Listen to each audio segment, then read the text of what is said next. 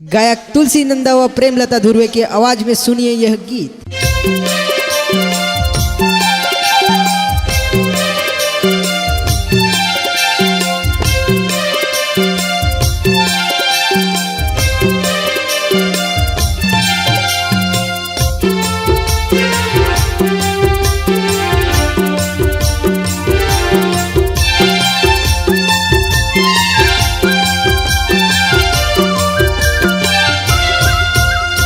उड़ गए सुआ रह गए पंजरा या धरती माँ हो भैया पड़ गया जेरा नहीं आवे दोबारा का छुकाम के माटी के पेजेरा नहीं आवे दोबारा का छुकाम के।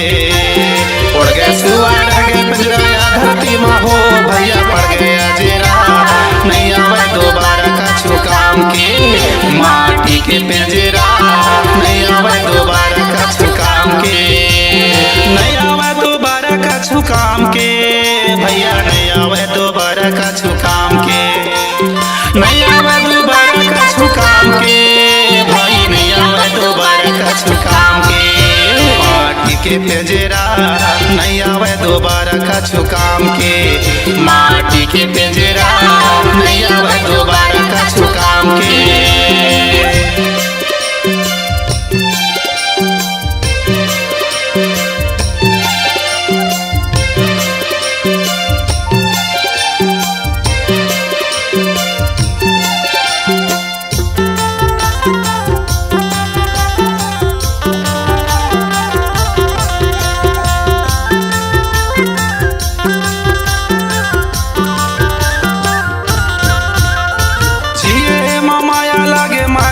नहीं आवे दोबारा का छुकाम के जाए के बेरा कोई नहीं होवे साथी नहीं आवे दोबारा का छुकाम के।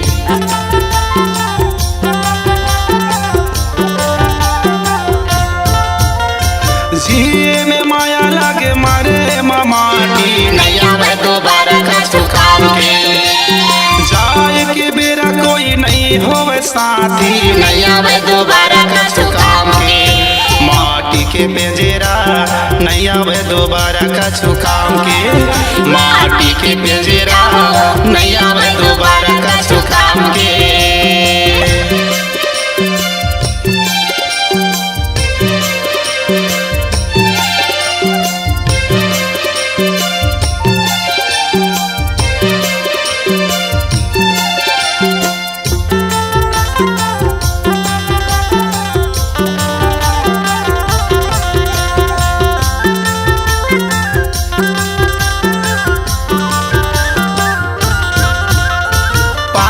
निर्मल तन काया नहीं आवे दोबारा का छुकाम के माटी के ढांचा 4 दिना के माया नहीं आवे दोबारा का छुकाम के।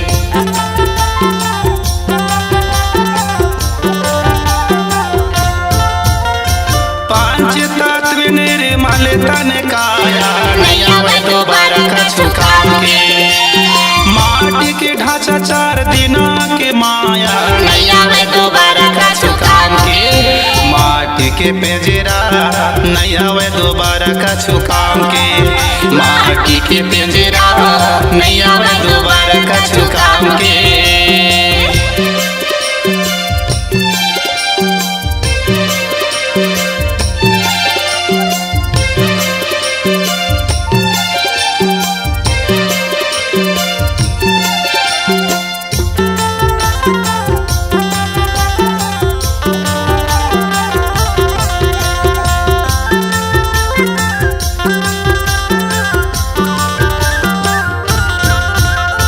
फूटे हांडी के झंकरिया भिमानी नहीं आवे दोबारा का छुकाम के कोटि जतन का कर बिसियानी नहीं आवे दोबारा का छुकाम के।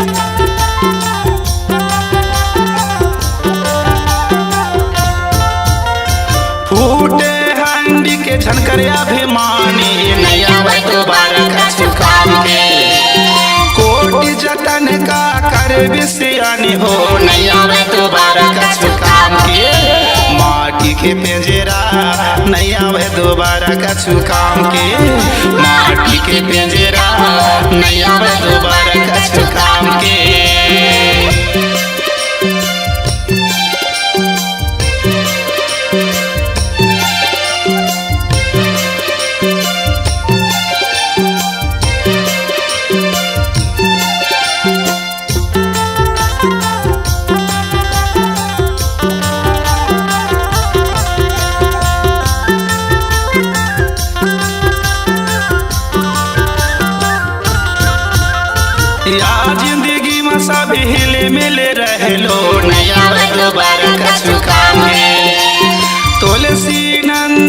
कहना ला मान लो नहीं आवे दोबारा कछु काम के।